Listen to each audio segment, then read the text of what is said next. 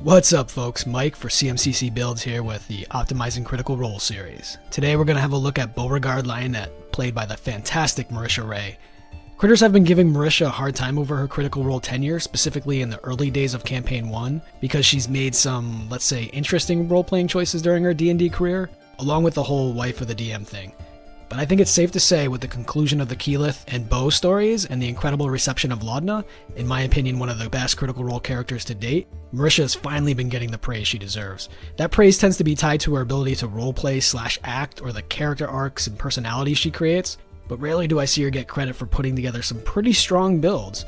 Laudna is the classic Sorlock build with the Warlock 2 Sorcerer X split. A level 20 Moon Druid is arguably the most powerful build in D&D, and Beau, despite being a monk, is put together extremely well. Post-Tashas, of course, I would change some of the feat selections around, but aside from that, there's almost nothing I change given the class and subclass choices. But, and this is a big but, I think there is value in taking a look at the Cobalt Soul subclass, as well as taking a look at how a straight monk functions post-Tashas. As always, this series isn't attempting to tell the Critical Role cast how they should have built or played their characters. It's supposed to be a fun exercise in theory crafting in a world with many additional books and player options. If that doesn't sound good to you because you don't like optimization or you think the cast should be able to do what they want with their characters, then thank you for making it this far into the video. Check out some of my other builds or optimization thoughts on Critical Role and the game of D&D in general. And if you're so inclined, consider subscribing or liking one of those videos. For everyone else, do those YouTube things too, like share and subscribe if you haven't already. And let's dive into Optimizing Critical Role.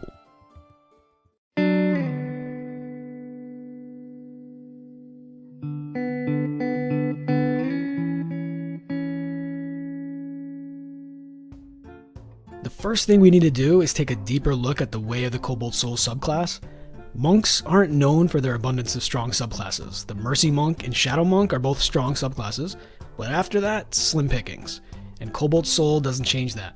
At level 3, the subclass gets Extract Aspects, which allows the Cobalt Soul Monk to analyze a target after landing a strike with Flurry of Blows to learn damage vulnerabilities, damage resistances, damage immunities, and condition immunities. In addition, when an analyzed target misses you with an attack, you can use a reaction to make an unarmed strike against that creature if it's within reach. Not an attack, an unarmed strike. So if you're wielding a quarterstaff or a longsword with 2 hands, sorry, gotta use that 1d4 unarmed strike. But at least it doesn't eat an additional key point. This stacks on top of Flurry of Blows, so it has that going for it. Unfortunately, this ability is very weak. At this level, the Mercy Monk gets 2 skill proficiencies and a tool proficiency, along with Healing Hands that also stacks on top of Flurry of Blows, and Hand of Harm that can deal extra necrotic damage for an additional key point. Shadow Monks get Shadow Arts, giving them one of the best cantrips in the game, and one of the best spells in the game, Pass Without a Trace, at the same time as Druids have access to it, and 2 levels before Rangers. And it doesn't get better from there. Cobalt Soul's level 6 abilities, which change midway through the campaign, allows you, if you hit a creature and spend a key point, and it fails a charisma save, to force a creature to not tell a lie. If this isn't a ribbon feature, it's highly situational and not particularly powerful.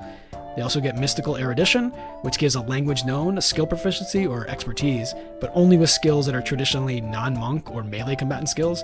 It fits with the lore, but doesn't help power levels at all. And you can do this again at 11th and 17th levels. That's it. That's level 6 abilities. This is even worse than level 3. For comparison, the Mercy Monk gets the ability to heal the blinded, deafened, paralyzed, poisoned, or stunned conditions. Healing the stun condition is incredibly rare. Greater Restoration is a 5th level spell that doesn't even do that. Oh, and they also get the ability to inflict the poison condition with Hands of Harm now, for no additional cost. Shadow Monks get Shadow Step so they can Nightcrawler Bamf all over the battlefield as a bonus action, as long as there is dim light or darkness, a limitation not to be glossed over. Fortunately for the Way of the Cobalt Soul, it only goes up from there, and at 11th level, they get Mind of Mercury, and for 1 key point, can take an additional reaction only once per effect, not per turn or round.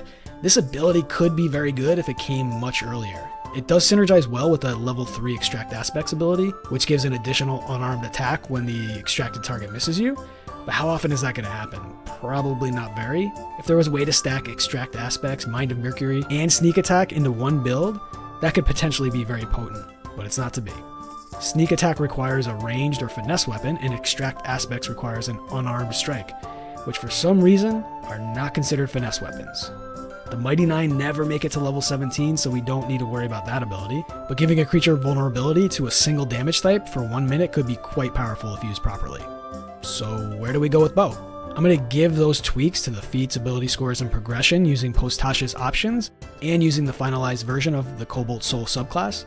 My next monk build video will be the optimized Shadow Monk build that fits really well for a spy character with a dark past. Sound familiar? That video will serve a few purposes. First, it will cover how I would build a spy monk if I were in Marisha's place and had no obligations to the Cobalt Soul subclass. It will also cover how I would optimize a Shadow Monk melee build. The gun monk build seen here uses the Shadow Monk subclass, but doesn't really dive into all the monk features like the melee version of the Shadow Monk. And finally, the changes to the Shadow Monk were significant enough I didn't feel completely comfortable presenting that as the optimized Beau. There is really no reason why it can't be Beau, even if it is a different race and subclass, but I can see how that is perhaps a step too far. Okay, Beau the Cobalt Soul Monk. Variant human, great. We want to pump both dex and wisdom, so that works. For the skill proficiency, it's really between insight and investigation. As a wisdom-based character, I would take insight and get investigation with the Cobalt Soul subclass. With a free feat, prodigy is not a good feat, especially now. You could go skill expert and take the athletics and get expertise in that, or acrobatics and take a +1 in con, but I like the crusher feat. Beau is either punching things or whacking them with her bow staff. So now we get the bonus to the con score and 5 feet of movement once per turn whenever an attack deals bludgeoning damage. And both unarmed strikes and the staff do bludgeoning damage. And critical hits with bludgeoning attacks give everyone an advantage against the target for a turn. So between this and stunning strike, Beau can do some real work getting people advantage on their attacks. What are the chances of that happening? Well, it depends on the number of attacks, number of key points spent, saving throws, etc. With 4 attacks, which Beau will have for most of her career when using Flurry of Blows, and 2 keys spent on Stunning Strike, there would be about an 18.5% chance to crit in a turn. And with 2 Stunning Strike attempts that each have a 55% chance of landing, there is an 80% chance of at least one of those getting through on an enemy. With the standard 65% chance to hit, you will average 2.5 hits for every 4 attacks. So 2 Stunning Strike attempts is more than reasonable. And even with just 3 attacks and no Flurry of Blows, you will average 1.95 hits per turn. That means with all these assumptions in place, Beau would give her party advantage on a target 98.5% of turns when using Flurry of Blows, and 94% of the time when not using Flurry of Blows. That's doing work for your party, especially when you have a ranged rogue, melee hexblade, a blood hunter, and a greatsword barbarian in your party. And since all attacks get advantage, not just weapon attacks, the clerics and wizards can feel free to use their spell attacks with advantage too. Stats are pretty much perfect. Because of our feat choice, we're going to switch up con and wisdom. One of those was likely a 15 and the other a 16. We'll make con 15 and wisdom 16, bringing con to a total of 16 and wisdom to a total of 17, with the bumps from the racial ASI and the racial feat. If I had to pick nits, possibly strength and charisma could switch, since a major storyline for Beau is her inadequate people skills. But this is actually a perfect example of not being beholden to your ability scores. Just because you have an above average charisma score doesn't mean you have to play your character as a well-liked, personable leader type. You can play as a socially unaware or awkward type that can be unsettling even at times when you're trying to be nice, that uses deception instead of truth to deal with people. An above average charisma, but not a people person, why not? For background, keep Spy for proficiency in deception and stealth, along with Thieves' Tools. Her criminal contact was a woman named Tori, whom she was also romantically involved with, but lost touch after they were both arrested pre-campaign. For class, Monk obviously, going straight Monk for all 16 levels of this build. Proficiencies, acrobatics, and athletics. Unarmored defense for a level 2 17 AC is very nice for Beau to start out with. Martial arts allows dex instead of strength for monk weapons and unarmed strikes, which Beau uses often with her quarterstaff. The D4 unarmed attack is not good and scales even worse, but it's something. The bonus action free unarmed attack is nice, but gets even better with a later monk feature. At level 2, monks get Ki and unarmored movement. Most of these Ki will be spent on Flurry of Blows for now, but the occasional use of Step of the Wind or Patient Defense can certainly be a good idea in the right situation. Finally, at this level, monks get Dedicated Weapon, and it would be more optimal for Beau to use a longsword than a quarterstaff. It does slightly better damage, going from a D8 to a D10 with 2 hands. But then she would lose access to the Crusher feat during those attacks, so either the feat would have to change, or she would have to stick to the staff, which is what we'll do here. The possibility of all party advantage or resource-free force movement is too good to bypass on this character, but the option is there. At level 3, Deflect Missiles gives that cool but not powerful defensive feature against ranged attacks. Key-fueled attack allows Beau to attack with a monk weapon when she uses a key point during her action. It's not great now, but will be much better in 2 levels. And finally, we're going to stick with the Way of the Cobalt Soul here. This gives Extract Aspects, which as we discussed previously is not very good. Level 4, monks get another cool yet not powerful feature, Slow Fall, along with Quickened Healing to give an HP boost when in a pinch. Again, this is almost always not worth it, but if you're going to die and need the boost for some ki, take it. Beau gets an ASI or feat at this level, and now is as good a time as any to max dexterity at 20.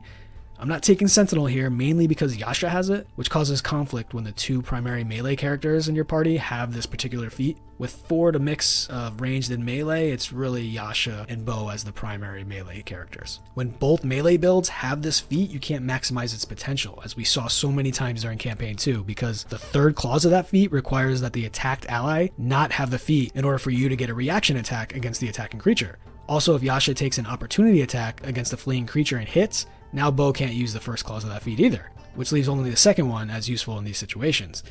These issues aren't bad enough for me to say never take this feat with this character in this party, but it's enough for me to prioritize other ASI or feats. Level 5, Focused Aim means that when Beau misses, Marisha can spend some ki to get bonuses to the attack, which also means that she can attack with her staff instead of unarmed strikes as a bonus action at no additional cost because of ki-fueled attack. This combo gets even better for Beau when she gets the Belabor staff, which provides a +2 to attack and damage rolls, pushing the staff's damage that much higher than the unarmed attacks. Extra attack at this level gives the all-important 2nd attack during the attack action, and of course, Stunning Strike. How good is it? Check out the monk videos here to see.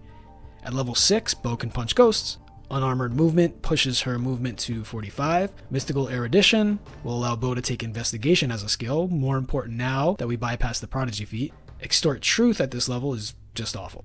At 7, Evasion is a solid defensive ability, and Stillness of Mind should be good, but actually isn't as good as we initially think, because if you're mind controlled, can you actually use your action to end the condition? Probably not. At 8, another ASI or feat, and here I like Fey Touched Wisdom. This brings Wisdom to a very respectable 18, which helps Beau's save DC for things like Stunning Strike. It also gives a free casting of Misty Step, which I love on a monk. Well, I love on basically any character that's not a raging barbarian. For those rare occasions when Beau gets swallowed by some foul creature, instead of trying to punch her way out, she can cast this, hopefully she can still see, and still have her action free to attack. With the 2nd spell, there are a lot of good options, but I like Hunter's Mark. Not because it's a particularly good spell, it's not, but because it gives one additional option during those times when key points have run out and Beau needs to do some extra damage on a big target. It also would help in all those chase and tracking situations in Campaign 2. At 9, another cool monk feature that isn't particularly powerful. Monks can move along vertical surfaces or across liquids. Level 10 gives Purity of Body and immunity to disease and poison, another nice little defensive boost. Here monks also get their movement speed up to 50. Level 11 gives the first good subclass feature for the Cobalt Soul monks. Finally, an additional reaction for 1 key point is nice. If anyone has any great ways to use this, I'd love to hear in the comments. Sentinel works well with multiple reactions, assuming Yasha isn't the one being attacked. So if you want to pick that up shortly before or after level 11, that isn't a bad idea. Mystical Erudition gives another proficiency, and here History works for Beau, emphasizing her research capabilities.